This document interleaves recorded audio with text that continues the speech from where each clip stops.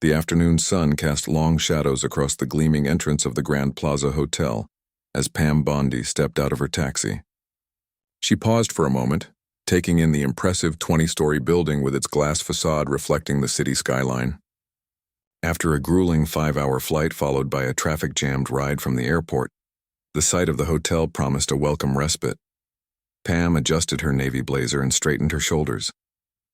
At 54, she carried herself with the quiet confidence that came from decades as a high-profile attorney. Tomorrow she would deliver the keynote address at the National Legal Ethics Conference, an honor that recognized her distinguished career and reputation for unwavering integrity.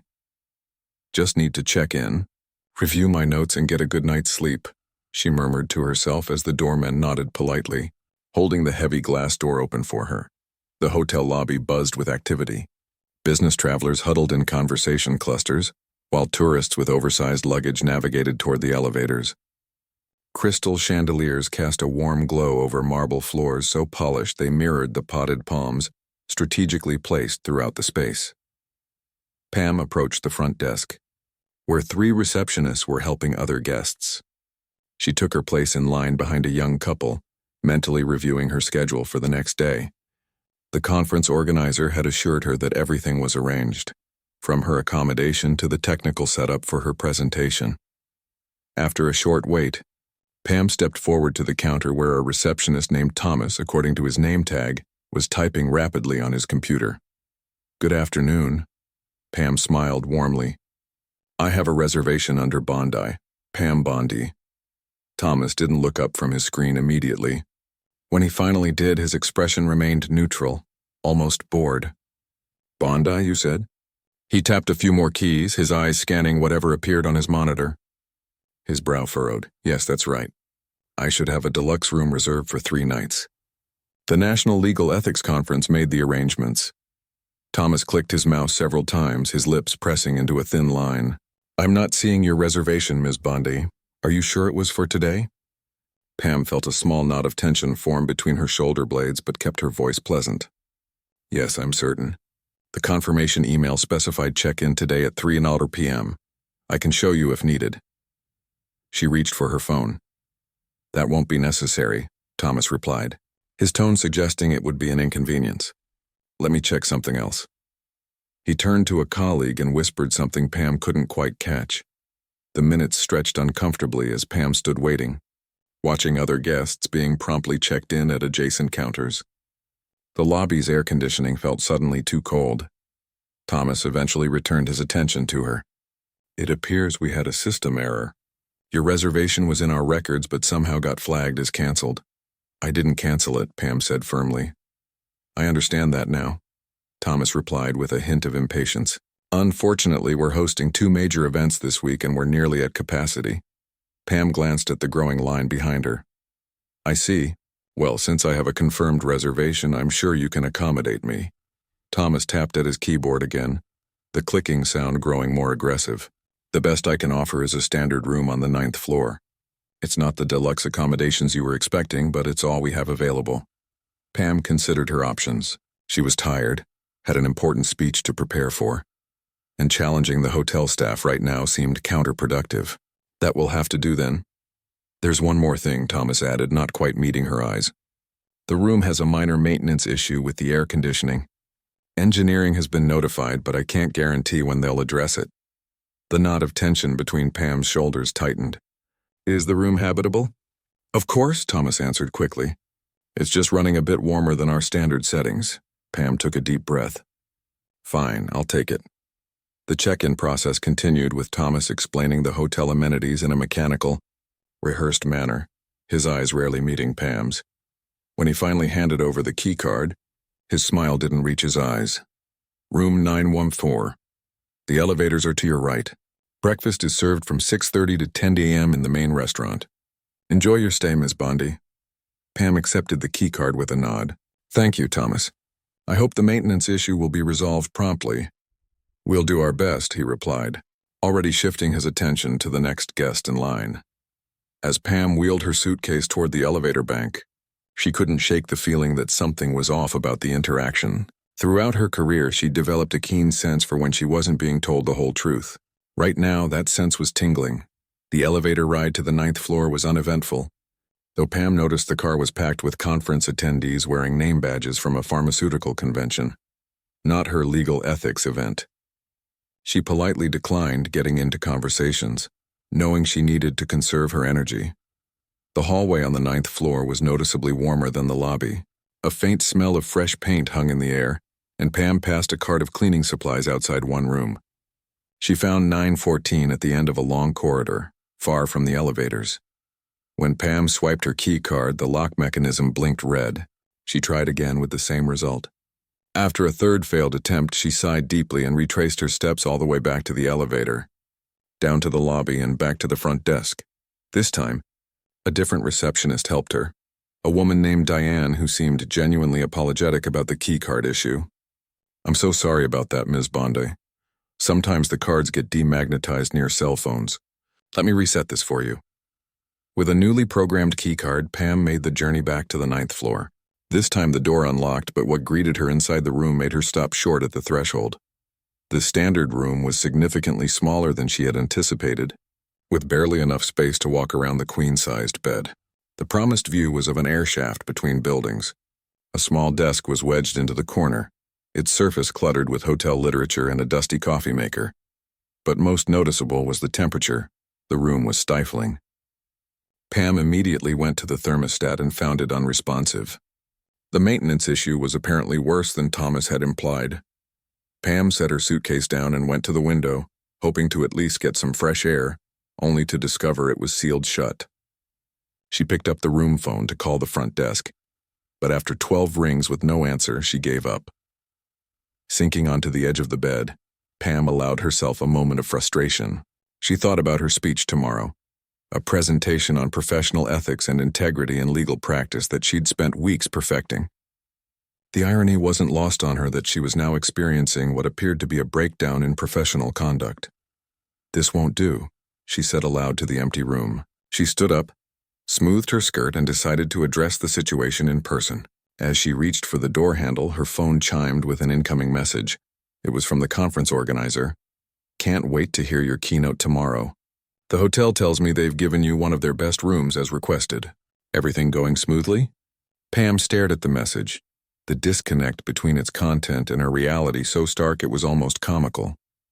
She typed a measured response. "Looking forward to tomorrow. We'll connect with you at breakfast to discuss final arrangements." She slipped her phone into her pocket and stepped back into the hallway, determination settling over her like a familiar cloak. Whatever game the hotel was playing, Pam wasn't going to let it interfere with her purpose here. She'd built her reputation on standing firm in the face of obstacles much more daunting than an unpleasant hotel room. What she didn't realize, as she made her way back toward the elevators, was that this minor inconvenience was just the beginning. The true test of her patience, and eventually, her power, was yet to come. And somewhere in the hotel, decisions were being made about Pam Bondi that would soon escalate this situation beyond a simple case of poor customer service. Morning light filtered through the thin curtains of room 914, waking Pam earlier than she'd planned. After a fitful night's sleep in the uncomfortably warm room, she felt a dull headache forming at her temples. The digital clock on the nightstand read 5:47 a.m. "So much for a good night's rest," she muttered, pushing aside the tangled sheets. The room had remained stubbornly hot throughout the night. 3 calls to the front desk had produced nothing but empty promises that maintenance would look into it. By midnight, Pam had given up and tried to sleep with a damp washcloth on her forehead, a trick she'd learned during a summer power outage years ago. She padded to the bathroom, hoping a cool shower might salvage the morning. When she turned the handle, the pipes groaned and sputtered before releasing a stream of rusty-looking water. Pam let it run, waiting for it to clear. 5 minutes later, it was still discolored. "You've got to be kidding me," she sighed, reaching for her phone. This time she took photos of the water before dialing the front desk again. A sleepy-sounding employee answered on the 8th ring. "Front desk, how may I help you? This is Pam Bondi in room 914. I'm having issues with the water quality. It's coming out discolored and doesn't seem to be clearing up."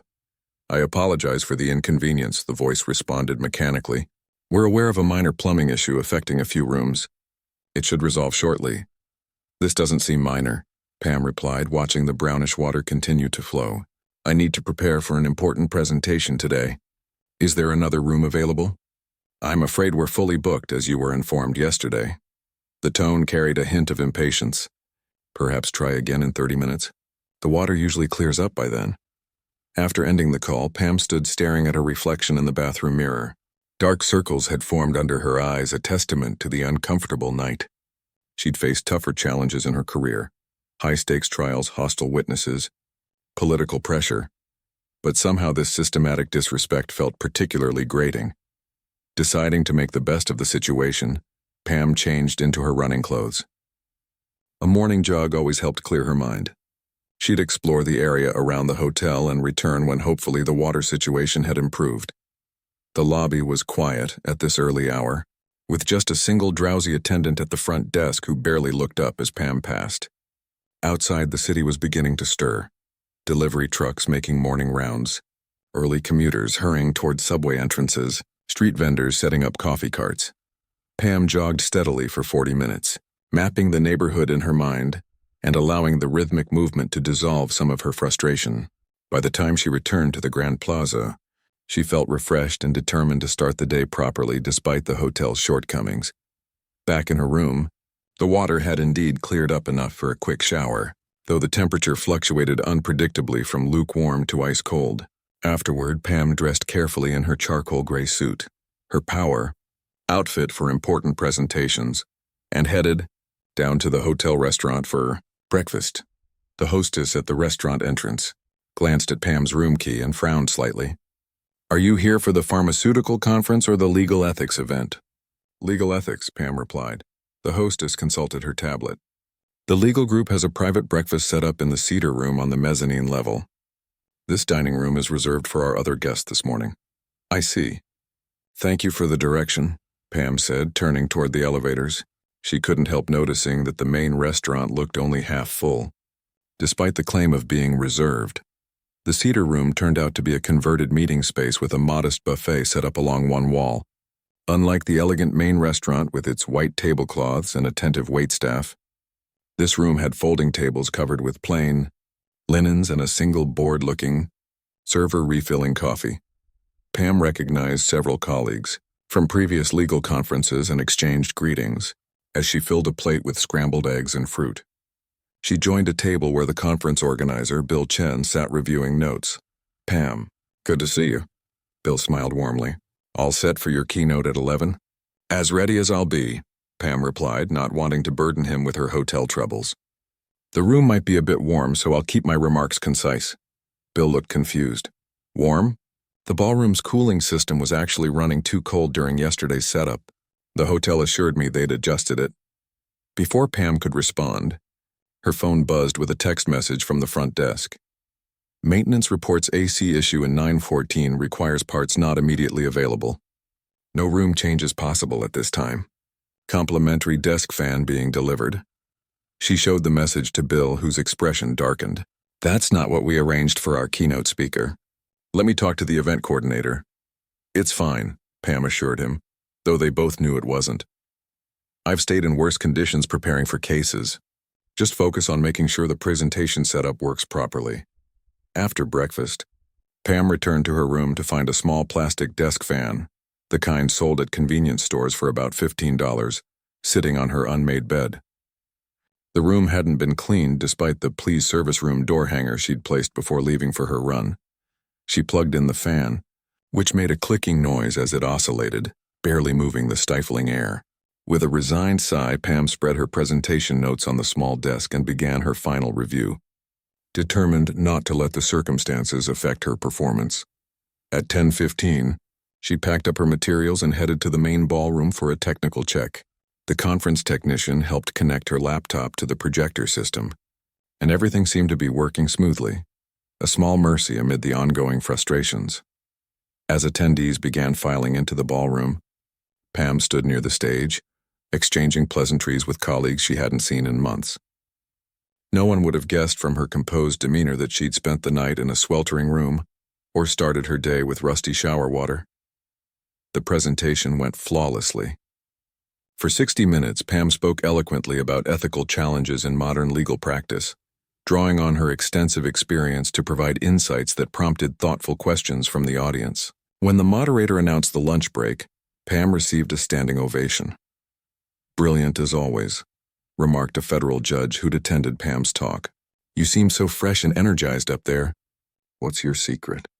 Pam smiled diplomatically. "Years of preparing for court under less than ideal circumstances, I suppose."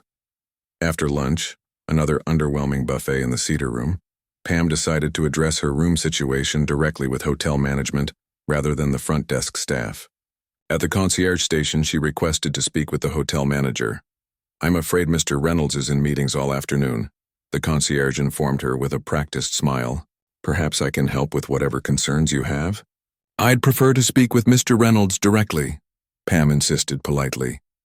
"My room has several significant issues that haven't been resolved despite multiple requests." The concierge's smile remained fixed. "I understand, but Mr. Reynolds' schedule is completely full today. I'd be happy to make a note of your concerns." Pam maintained her composure, though her patience was wearing thin. "Please let Mr. Reynolds know that Pam Bondi would appreciate even 5 minutes of his time before the end of the day. I'll check back after the afternoon sessions." Returning to her room to freshen up before the afternoon panels, Pam discovered that housekeeping had finally visited. Sort of. The bed was made, but used towels remained on the bathroom floor, and her empty water bottle still sat on the nightstand. The room had been given the most cursory attention possible. As she changed into more comfortable shoes, Pam noticed something else. The folder containing her conference materials and personal notes had been moved from where she'd left it on the desk. The contents appeared to be in a different order.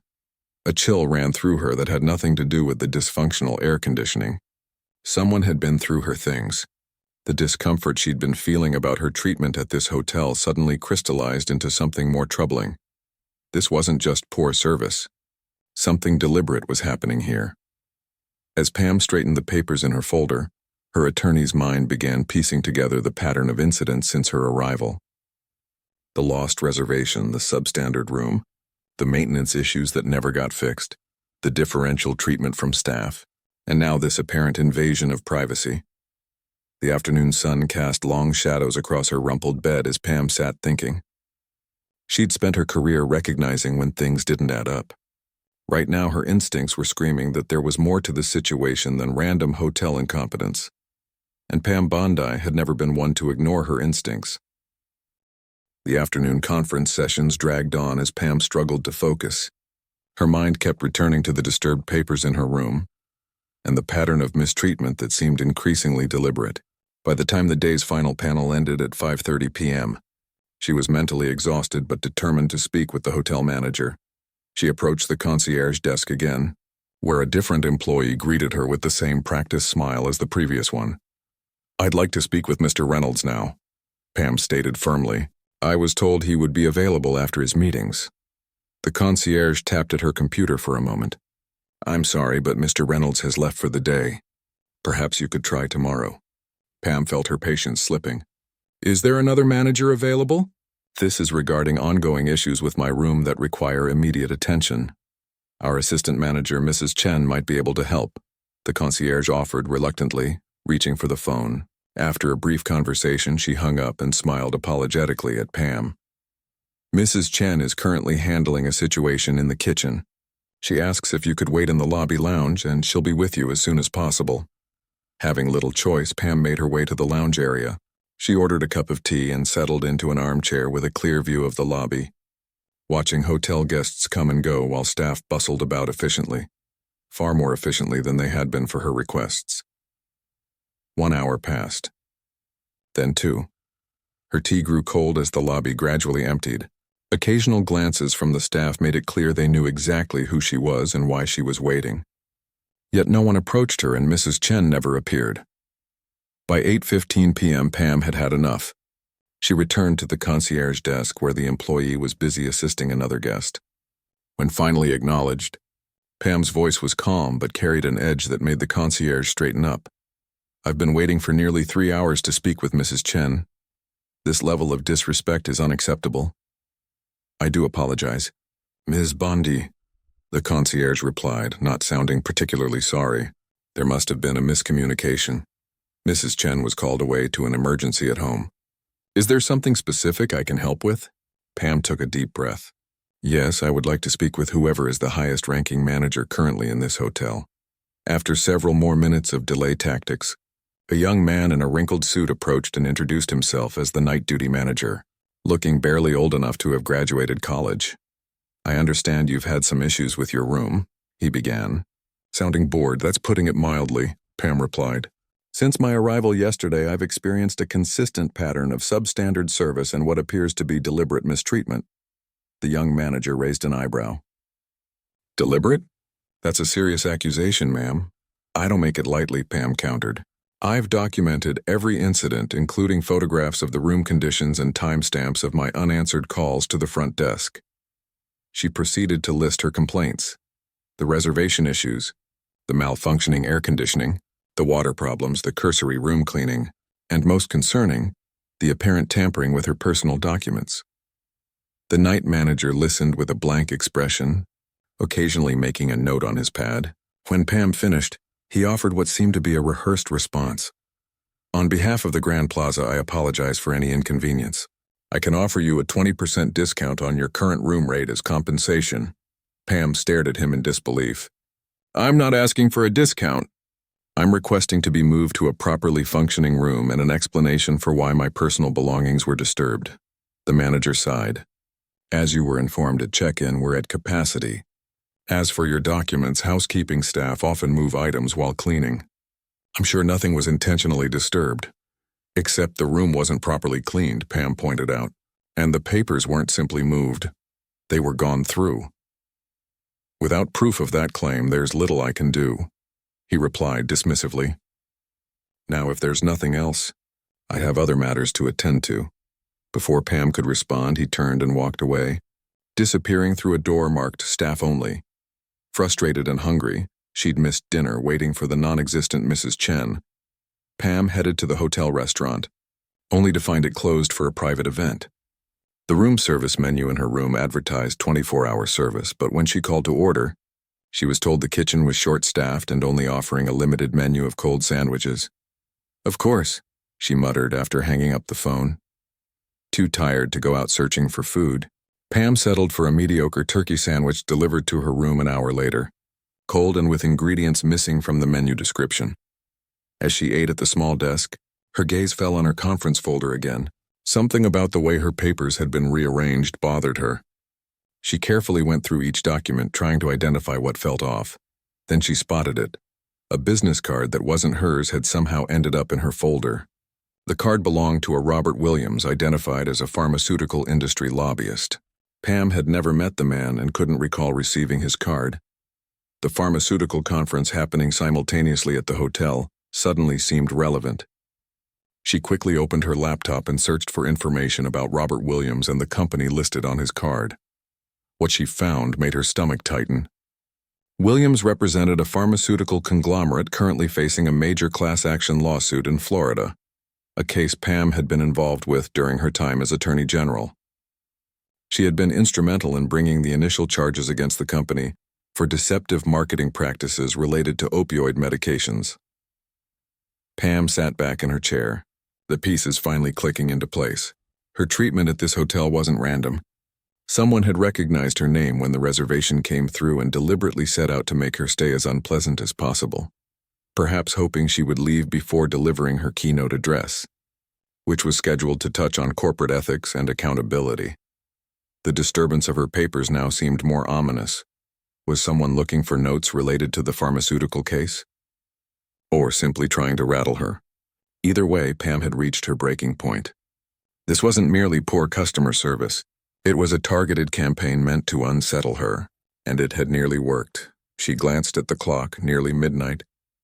Too late to do much now, but not too late to plan her next move.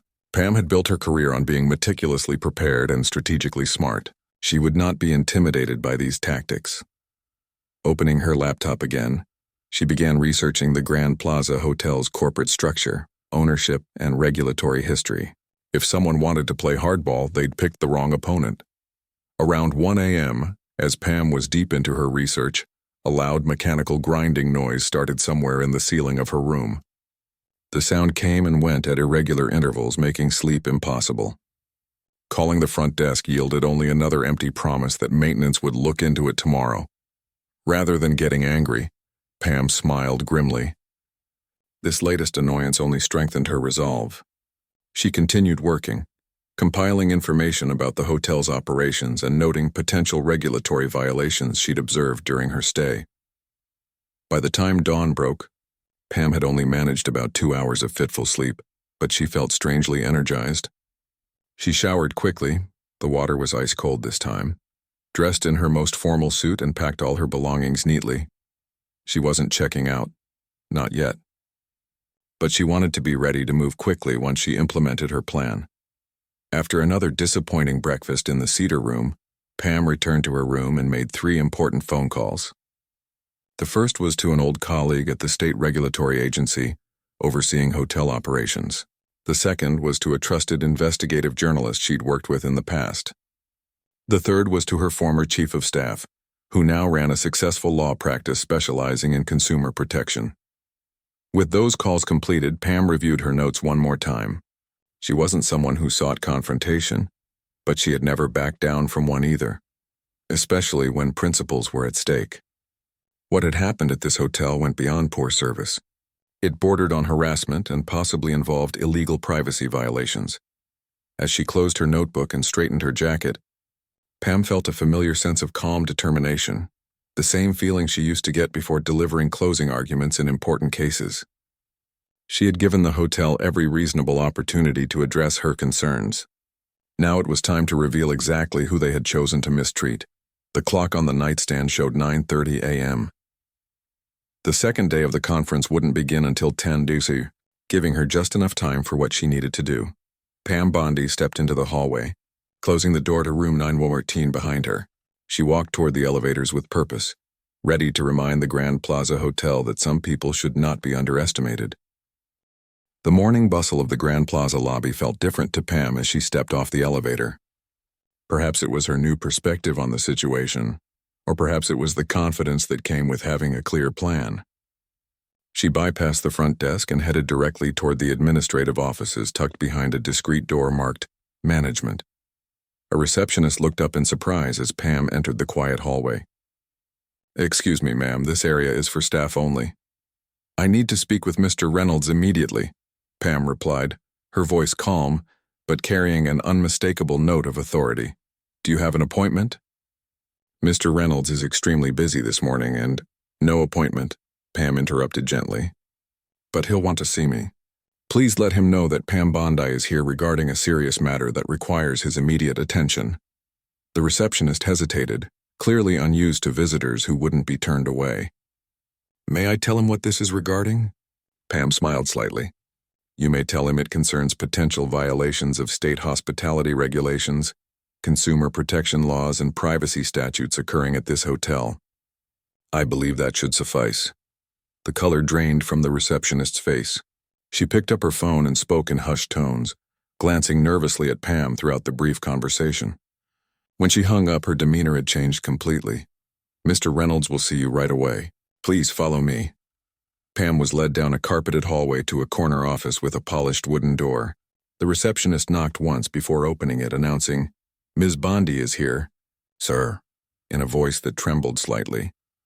The office beyond was spacious and tastefully decorated, with floor-to-ceiling windows offering a panoramic view of the city. Behind an imposing desk sat a middle-aged man in an immaculately tailored suit, his expression carefully neutral as he rose to greet Pam. "Ms. Bondi, what an unexpected pleasure. I'm Gregory Reynolds, General Manager of the Grand Plaza. Please have a seat." He gestured to a leather chair positioned in front of his desk. "May I offer you coffee? Tea, perhaps?" "No, thank you," Pam replied, taking the offered seat. "I've had quite enough of the Grand Plaza's hospitality over the past 36 hours. Reynolds settled back into his chair, fingers steepled in front of him. "I understand you've experienced some issues with your accommodations. On behalf of the hotel, I do apologize. Had I known we were hosting someone of your stature, I would have personally ensured everything was satisfactory." "Interesting choice of words," Pam observed. "Are you suggesting that guests without stature don't deserve proper accommodations or respectful treatment?" The manager shifted uncomfortably. Not at all. Every guest at the Grand Plaza deserves our best service. I agree completely, Pam said, opening the leather portfolio she'd brought with her, which is why I'm deeply concerned about what I've experienced since checking in yesterday. She placed a document on his desk. This is a complete timeline of events, including photographic evidence of the substandard conditions in room 914 and detailed notes on each interaction with your staff. Reynolds glanced at the document but didn't touch it. Ms. Bondi, I assure you we take guest complaints very seriously. If you've had an unsatisfactory experience, we'd be happy to offer compensation in the form of— I'm not interested in compensation, Mr. Reynolds, Pam cut in smoothly. What concerns me is the pattern of mistreatment that suggests deliberate intent rather than random service failures. His expression tightened almost imperceptibly. That's quite an accusation. It is, Pam agreed. One I don't make lightly. Perhaps you could explain why a business card belonging to Robert Williams, a pharmaceutical lobbyist attending the concurrent conference, ended up in my personal papers, or why, despite multiple requests, basic maintenance issues in my room were never addressed, or why I was repeatedly told the hotel was at capacity when I requested a room change, yet I observed numerous vacant rooms on my floor. Reynolds leaned back in his chair, his facade of concerned hospitality beginning to crack. These sound like unfortunate coincidences and miscommunications, Ms. Bondi. Nothing more. Perhaps, Pam replied, removing another document from her portfolio. But when you consider them alongside the fact that I previously led prosecution efforts against the very pharmaceutical company Mr. Williams represents, these coincidences take on a different light. She watched his face closely, noting the flicker of recognition in his eyes. You weren't aware of that connection, were you, Mr. Reynolds? Interesting. I wonder who at your hotel might have been. The manager cleared his throat. Ms. Bondi, what exactly are you implying? I'm not implying anything. I'm stating facts, she replied calmly. And here are some additional facts you should be aware of. As the former Attorney General, I specialized in consumer protection law. I personally prosecuted dozens of businesses for deceptive practices, including several in the hospitality industry. She placed a third document on his desk. This is a preliminary list of potential violations I've observed during my brief stay here. Substandard health and safety conditions, failure to honor confirmed reservations, possible privacy violations. The list goes on. Reynolds finally picked up the document, scanning it with growing alarm. These are mere allegations without proper investigation. You're absolutely right, Pam agreed pleasantly. Which is why I've contacted the State Hotel Regulatory Board this morning. They were quite interested in my observations and have agreed to conduct an unannounced inspection later today. The color drained from Reynolds' face. That seems rather extreme for what amounts to a few customer service issues.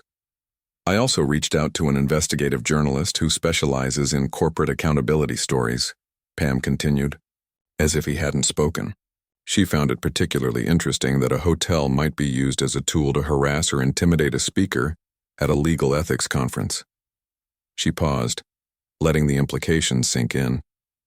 Of course, these are just precautionary measures. I'm certain you wouldn't want your hotel's reputation damaged by an official investigation or negative press coverage. Reynolds stared at her, his practiced professional mask slipping to reveal genuine alarm. What do you want, Ms. Bondi? What I've wanted from the beginning, to be treated with basic dignity and respect the same as any guest should expect, she replied. I'm not interested in financial compensation or special treatment. What concerns me is the possibility that your hotel has been compromised in a way that allows certain interests to target specific guests. She leaned forward slightly. Tell me, Mr. Reynolds, have you noticed any unusual requests regarding guest assignments recently? Perhaps from corporate clients connected to the pharmaceutical conference? His eyes widened slightly, enough to confirm Pam's suspicions. I see, she said quietly. You might not have been directly involved, but you've allowed outside influences to affect how this hotel operates. That's not just bad business. In some contexts, it could be considered collusion. Reynolds swallowed hard. Ms. Bondi, I assure you, if there have been improprieties, they occurred without my knowledge or approval. Then this is your opportunity to correct them, Pam said firmly. I don't believe in punishing people unnecessarily, Mr. Reynolds. I believe in accountability and reform. So here's what's going to happen next. She outlined her expectations clearly.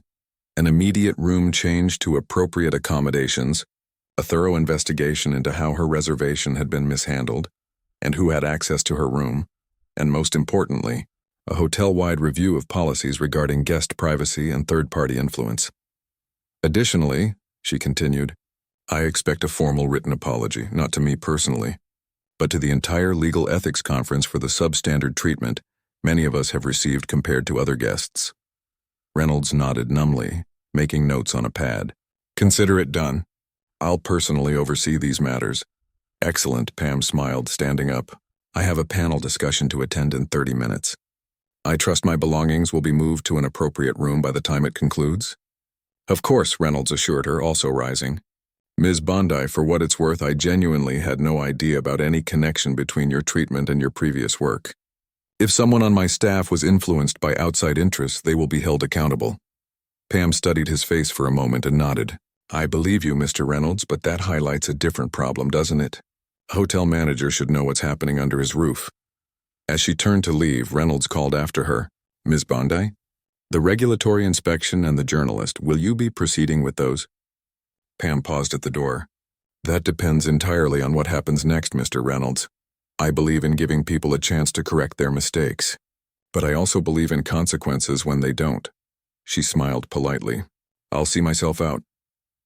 As she walked through the lobby toward the conference center, Pam felt a weight lifting from her shoulders.